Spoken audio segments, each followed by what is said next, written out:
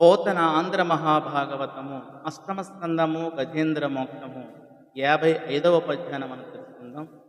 విశ్వకరు విశ్వదూరుని విశ్వాత్ముని విశ్వవేదు విశ్వన విశ్వున్ శాశ్వతునజు బ్రహ్మ ప్రభునీశ్వరుని పరమ పురుషునే భజయింతున్.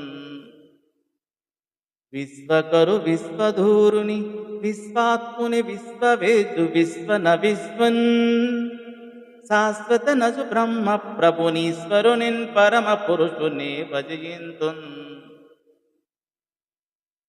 ప్రభువు లోకాన్ని సృష్టించేవాడు, లోకులు అందుకోలేనివాడు.